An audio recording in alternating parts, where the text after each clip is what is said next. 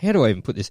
Women's rights activist, okay, by the name of Cheryl Moody, made some comments alongside the... Should I have beeped her name? Yeah, that's all over the news. Don't worry about it. Alongside the Greens Senator Larissa Waters on a press conference last week. Now, she said, after a cataclysmic event like this, domestic violence peaks. Women become extremely unsafe when generally the men return home from the fires and subject them to domestic violence. Hang on a minute. Are you saying that she's saying that these firefighters who were working long hours, putting out these fires, saving homes, most of these are uncontrollable fires, are going to finish what they're doing, return home, and then beat their wives? Yes. Is that what you're saying? That's what... No. No, that's what you're saying that she said. She said. That's a direct quote, which I just read out, by the way. That's a direct quote? Direct quote. It's on the internet. If you want to look it up, you can look it up. This person, toe rag, this dunce, really shits me that she's got to lay the boot into the RFS guys and girls. Now, these blokes and women are out there putting their lives at risk voluntarily. 90% of them are volunteers. The RFS is a rural fire service, a volunteer fire service. It's actually one of the, can I tell you, for a fact, it is the largest volunteer organisation in the entire world. Yes, and they do a great job. They do a cracking job. And we love you boys and girls. And girls. Now, she's come out and said this. Why? I really don't know, but I want to address you right now, Miss Moody. You're a idiot. You sound like a top shelf. Now, she is actually here.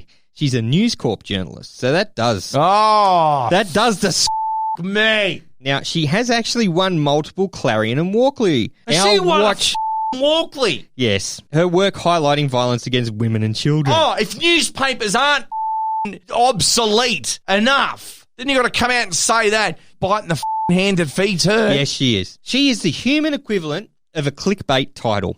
No, actually, she's the human equivalent of herpes. I'm going to go even further and say that. Now, I can't believe that she's out there. She's leached on to Larissa What's-Her-Face from the Greens. Now, the Greens are getting a bad enough rap as it is because apparently, while never being in government in this country, at any point, the current reigning government seems to think that when they were in power, they made sure that the bushfires would be as catastrophic and deadly as they are this year round. However, they've never been in government. So how do they make that decision? Anyway, that's a whole nother podcast. That isn't a whole nother podcast. This woman, this human skid mark, this soiled underpant of a woman has come out and said that the fireys are going to go and save everyone's house, everyone's farm, the animals, the dogs, the koalas. How many videos of koalas getting drinks of water are on the internet at the moment from RFS?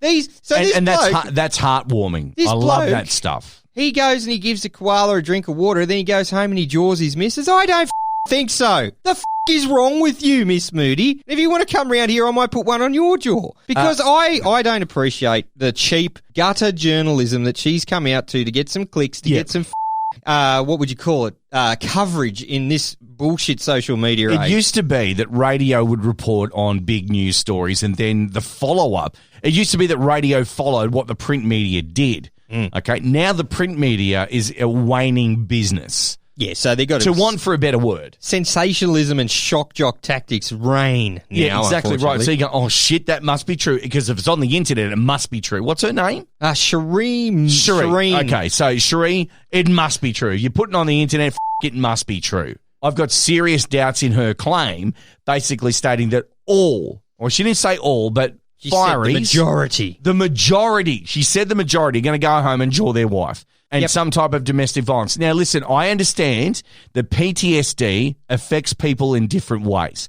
But that sounds like a blanket claim that these firefighters are going to go home and do that. Yep, it's bad research, it's poor journalism, and it's just sensationalism. You know what? I'm angry, Benny. I know you're angry, but I fully support your quote that you just made in terms of her being a human skid mark, and nothing else needs to be said more about it.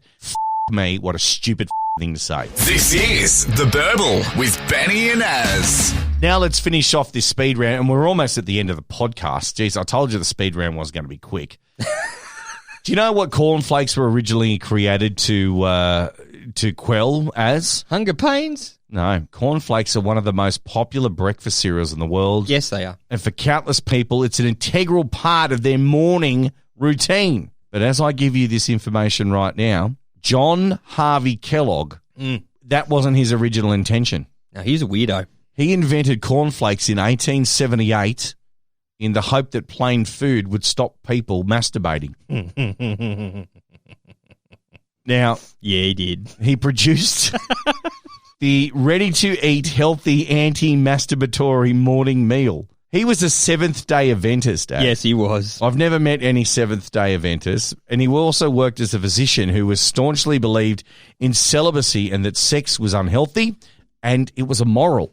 He also believed in enemas. He did. You're now stealing my story a little bit. But anyway, he was a firm believer that sex was damaging to the mind and the body and that he slept in a separate room from his wife and never consummated the marriage. Mm-hmm.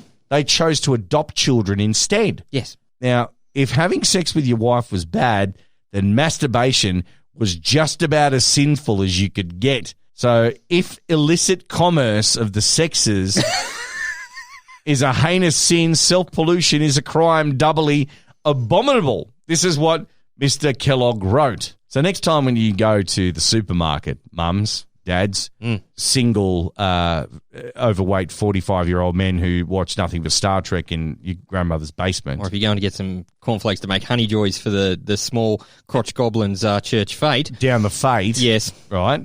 When you pick up a box of Kellogg's cornflakes, just remember he intended you to also eat it, but not to flick the bean or jerk off. Well, see, that's the thing. He was also a staunch Christian as well. And Seventh-day Adventist. Same thing, God bother. Let's just put it that way. But I put it to him like this, Mr. Kellogg. If God hadn't intended you to stroke your wang, why'd he put a knob on the end of it to stop your hand flying off and hitting in the forehead?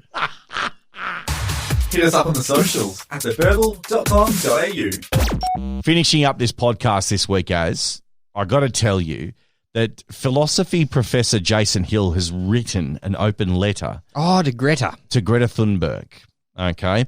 And refers to her as a credentialed adult before taking aim at her demands for urgent action against climate change. He refers to her followers as eco-fascist supporters. Ooh. And criticising you and your smug generation. So here's what he said to her, okay? So I'm going to read his eloquent words. All right. Greta Thunberg, you have declared yourself as a leader and said that your generation will start a revolution. You have comported yourself as a credentialed adult and climate change activist who has fearlessly addressed politicians and world leaders. You've dropped out of school and declared that there isn't any reason to attend or any reason for you to study since there will be no future for you to inherit. You have, rather than attend your classes, been leading Friday climate strikes for all students of your generation across the globe. Your attendance at oil pipelines has been striking. There, you unequivocally declare that all oil needs to remain in the ground where it belongs. So that's the first part of it. Righto. Okay. He's not saying anything we don't know. No, that's right. Now, listen, I'm going to skip forward in this one, okay? Give us the abridged version. I'll give you the abridged version. She basically said in that address to the UN that basically the world leaders have robbed her of her childhood. Because she shouldn't have to be up there doing this shit. Or of her dreams. Now, I think she said, how dare you, a couple of times. She did say that. Yeah. She did say that. She said that the growth-driven capitalist technological society has created conditions that basically we have betrayed them, that we have basically betrayed these kids. Here's a harder truth to ponder. Greta, if the great producers of this world, whom you blame, were to withdraw their productivity, their wealth, their talents, in short, their minds from the world today, your generation would simply perish. Why? Because as children, you have done nothing as of yet. With your lives besides being born, that is what we expect of children until such time that they can be producers by learning from their elders.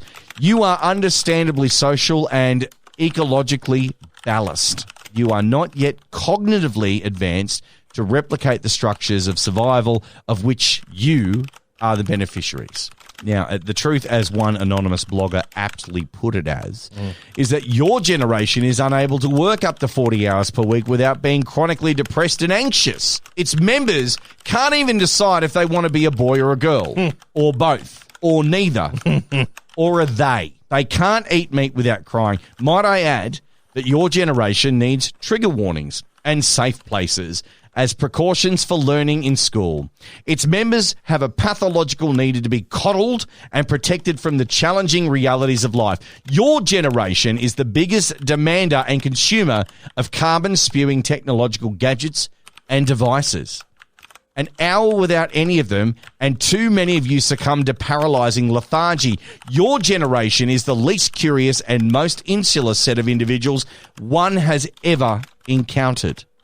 Your hubris extends so far that you think you have nothing to learn from your elders. Yes, we have betrayed you by catapulting the world of leadership to bored, attention deficit children who sprout bromides, platitudes, and slogans that a rudderless and morally redundant culture accepts because a significant number of its denizens have become intellectually bankrupt and morally lazy. That was a bit eloquent. I haven't finished yet. Oh, Jesus. If civilization is left to the hands of your eco-fascist supporters, we'll be living in grass huts, drinking animal feces-infested water, and shrinking in fear from polar bears instead of killing them for food when they attack us. Greta, living in complete harmony with nature is the death of creativity. Understand this. All great civilizations were forged in the crucibles of proper exploitation of the earth. Those who lived on land with oil and did nothing with it never had a right to it in the first place. Non-usage of God's resources is the cardinal sin because it results in the undevelopment of our human capabilities and makes us indistinguishable from beasts. Your generation, Greta, needs to be taught the morality of wealth creation rather than only parasitically benefiting from it. The only revolution that you will lead is one to nihilism and civilization regression. You need to learn the moral case for fossil fuel. You owe it to yourself to understand how, as Kathleen Harnett White has detailed, the harnessing of the vast store of concentrated energy in fossil fuels allowed mankind for the first time in human history to escape intractable constraints and energy limits that had left all but the very privileged in total poverty and depravity. Before the Industrial Revolution, all societies were dependent on very limited flow of solar energy captured in living plants for sustenance needs such as food, fuel, and shelter. But we, the creative enterprises, will not go back to the Dark Ages. Your philosophy can be summed up as follows.